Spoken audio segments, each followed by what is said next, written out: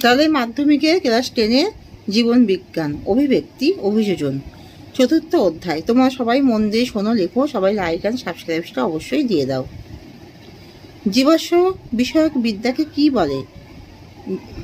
বয়াকা পয়জফল আকা লয় হস্যি ও মধ্যাহ্নয়টায় ল বর্গীর্জয় হস্যি।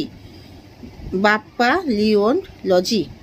মৌমাছিদের ভাষা 1967 খ্রিস্টাব্দে কোন বিজ্ঞানী আবিষ্কার করেন? Karl von Frisch. কয়েকার লয়ের ভ দন্তান্ন ফলাফলা হস্যি তালপোষা। মানুষের একটি নিষ্ক্রিয় অঙ্গের নাম কি? অ্যাপেন্ডিক্স। প্রথম উৎপন্ন নিউক্লিক অ্যাসিডটির নাম কি? RNA। উভচর প্রাণীর হৃৎপিণ্ডে কয়টি প্রকোষ্ঠ? 3টি। ডারউইন কোন গ্রন্থে তার প্রাকৃতিক নির্বাচনবাদের ব্যাখ্যা দেন? On the origin of species by means of natural selection গ্রন্থে। বিবর্তনের ফলে উৎপন্ন কার্যহীন অঙ্গকে কি বলে? নিষ্ক্রিয় অঙ্গ। জীবের উৎপত্তি সম্পর্কিত জৈব রাসায়নিক মতবাদের প্রবক্তা কে? অপারিন ও হ্যালডেন। বায়োজেনিক কি? আদিম কোষের উৎপত্তি ও জীবনের বিবর্তনের ঘটনা। প্রাকৃতিক নির্বাচনবাদের প্রবক্তা কে? Charles Darwin. কুমিরের হৃৎপিণ্ডে প্রকোষ্ঠ সংখ্যা কয়টি? 4 প্রকোষ্ঠ। কোষের অগ্রদূত কাকে বলা হয়? কুয়াশার ভেটকে। মৌমাছির বার্তা আদান প্রদানে কোন কোন নৃত্য সাহায্য করে? চক্রাকার নৃত্য ও ওয়াকটেল নৃত্য। ওয়াকটেল নৃত্য। ব্যবহার ও অপব্যবহার কার মতবাদ? ল্যামার্কের।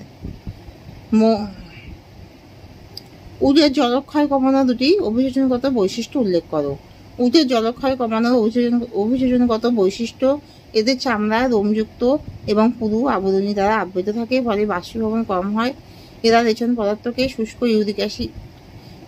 ইউরিক হিসেবে দেহ থেকে ত্যাগ করে।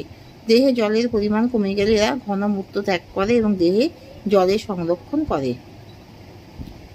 সমস্ত অঙ্গ কাকে বলে?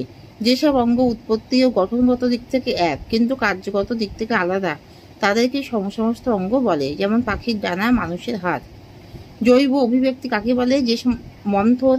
যে মন্থর অথচ গতিশীল প্রক্রিয়ার মাধ্যমে পূর্বপুরুষ অর্থাৎ উদংশীয় সরল জীব থেকে নতুন ধরনের অপেক্ষাকৃত জটিল জীবের উদ্ভব ঘটে, তাকে জীব বিবর্তন বা জৈব অভিব্যক্তি বলে। 2টি জীবাশ্ম উদ্ভিদের উদাহরণ দাও। সাইকাস আর গিঙ্কগো বাইলোবা। বায়োজেনেটিক সূত্র কাকে বলে? হেকেল বায়োজেনেটিক সূত্রের প্রবক্তা। তার মতবাদে প্রতিটি জীব ভ্রূণ অবস্থায় খুব অল্প সময়ের জন্য হলেও পূর্বপুরুষের আকৃতি ও গঠনকে পুনরাবৃত্তি করে। একে অন্টোজেনি, রিপিস, ফাইলোজেনি বা বায়োজেনেটিক সূত্র বলে। জীবাশ্ম কাকে বলে? জীবের সম্পূর্ণ দেহ বা দেহের কোনো অংশ লক্ষ লক্ষ বছর ধরে পাললিক শিলাস্তরে চাপা পড়ে যাওয়ার ফলে জীবের সামগ্রিক বা দেহাংশের ছাপ সংরক্ষিত হয়, তাহলে তাকে জীবাশ্ম বলা হয়। এখানে শেষ করছি।